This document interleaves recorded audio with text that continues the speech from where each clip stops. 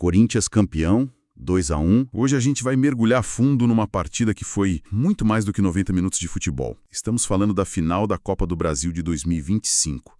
Corinthians e Vasco, no Maracanã. Vamos analisar como o Corinthians, de forma bem pragmática, venceu a batalha tática, como essa vitória reescreveu alguns recordes e, talvez o mais importante, como um prêmio em dinheiro se tornou uma verdadeira boia de salvação. Então, vamos começar pelo campo, pela bola.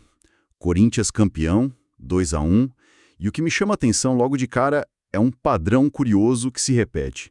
É o 4º título do clube na competição. E todos fora de casa. E o Dorival Júnior, o técnico, soube explorar isso com maestria. A análise tática que a gente tem aqui é clara. Ele olhou para o cenário, Maracanã lotado, Vasco precisando propor o jogo, deixem eles virem. Em vez de brigar pela posse de bola, ele montou o time para ser uma parede, sabe? Uma equipe compacta, só esperando o erro do adversário. Ele apostou que a pressão da torcida sobre o próprio time do Vasco ia gerar essas oportunidades e foi exatamente o que aconteceu. O time da casa chegou a assustar no começo, chegou a criar chances para furar esse bloqueio. Chegou, sim, o Vasco teve mais a bola, rondou a área, mas faltava, sim, aquela clareza no último passe, sabe? Aquela jogada mais aguda. E no futebol, quando você ataca e não marca, você abre a porta para o contra-ataque. E foi num desses momentos que a estratégia do Dorival se pagou. O primeiro gol do Corinthians nasce de um erro defensivo do Vasco. Uma desatenção que, numa final, é fatal. O apito final não encerrou só a partida, né? Ele disparou uma série de consequências enormes para os dois lados. Para o Corinthians, não é só o troféu. É vaga direta na Libertadores de 2026, é lugar na Supercopa contra o Flamengo. O planejamento do ano seguinte já começa com o pé direito. Pois é. E o contraste com o Vasco é doloroso. O jejum de títulos nacionais que vem desde 2011 continua, e a ironia é que o último foi justamente uma Copa do Brasil. E tem um lado pessoal muito marcante para o técnico Fernando Diniz. Essa foi a primeira vez que ele perdeu uma final disputada no Maracanã. Ele tinha um retrospecto perfeito em decisões ali, e essa marca caiu na noite mais importante. Um golpe duro para o Diniz. Mas do outro lado, o técnico vencedor também fez história. E aqui a coisa fica realmente fascinante. Com essa vitória, o Dorival Júnior chegou ao seu 4º título de Copa do Brasil. 4 títulos.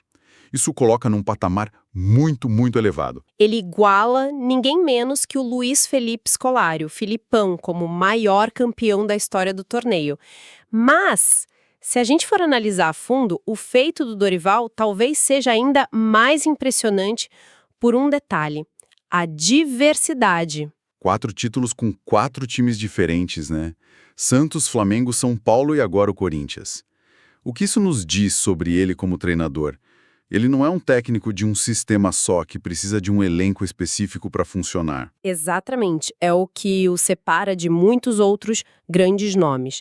O Filipão, por exemplo, construiu dinastias, times com a cara dele, que dominaram por um período. O Dorival se provou um especialista em resolver problemas.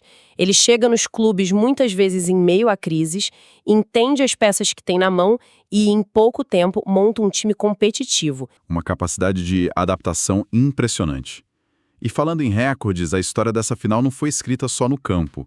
Foi escrita também nas bilheterias. A renda bruta da partida no Maracanã foi de 13,2 milhões de reais.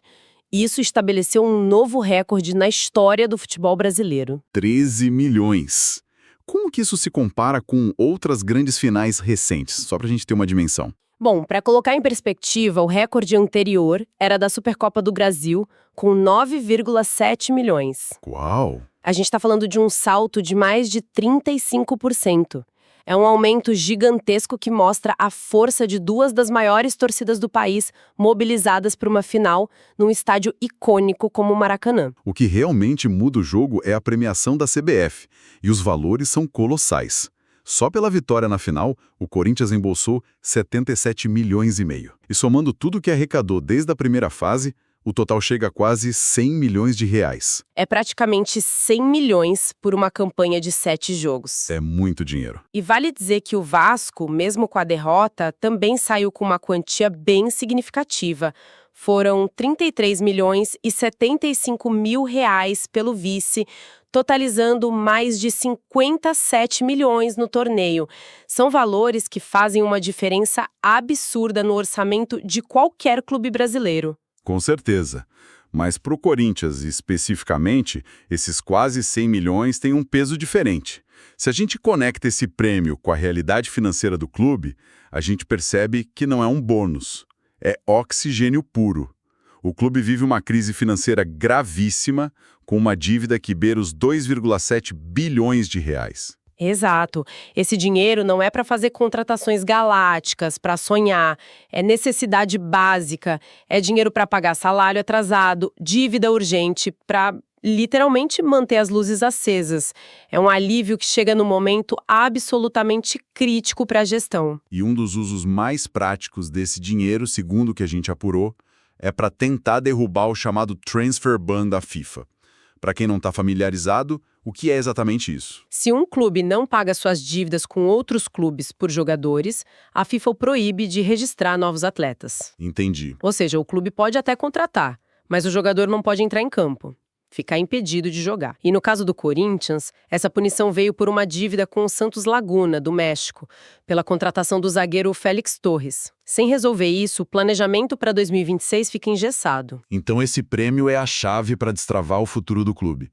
E olhando para o ano de 2025 como um todo, qual foi o panorama financeiro do Corinthians em termos de premiações? Se a gente somar tudo, a temporada se torna surpreendentemente lucrativa, apesar do desempenho irregular em outras competições.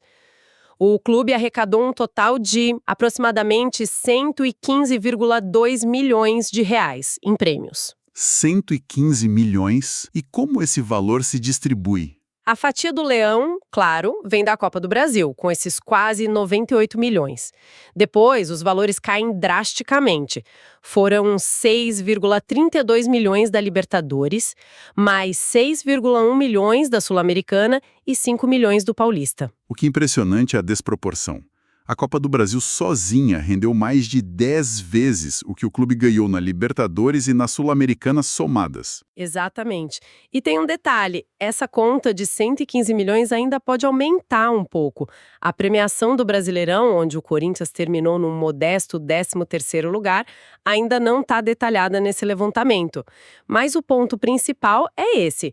Uma campanha mediana no campeonato de pontos corridos se torna financeiramente irrelevante perto do sucesso estrondoso num torneio de mata-mata. Então, para resumir nossa análise, o que a gente teve foi muito mais que um jogo.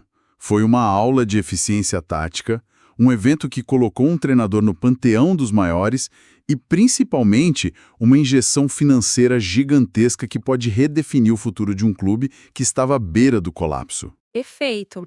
E se a gente conecta todos esses pontos, o tático, o histórico e o financeiro, a análise revela o peso quase desproporcional que uma competição de mata-mata adquiriu no calendário e na saúde dos clubes.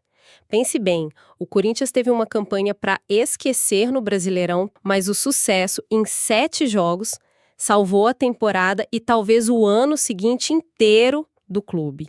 É uma distorção perigosa, de certa forma. Exatamente. E isso nos leva a uma reflexão final, uma pergunta provocativa que essa análise toda suscita sobre o modelo do nosso futebol. Até que ponto a sustentabilidade financeira de um gigante como o Corinthians deveria depender tanto do desempenho num torneio eliminatório, que envolve sorte, um gol achado, uma bola na trave, em vez de ser um reflexo da consistência e do bom planejamento ao longo de 38 rodadas? Fica aí a questão para a gente pensar.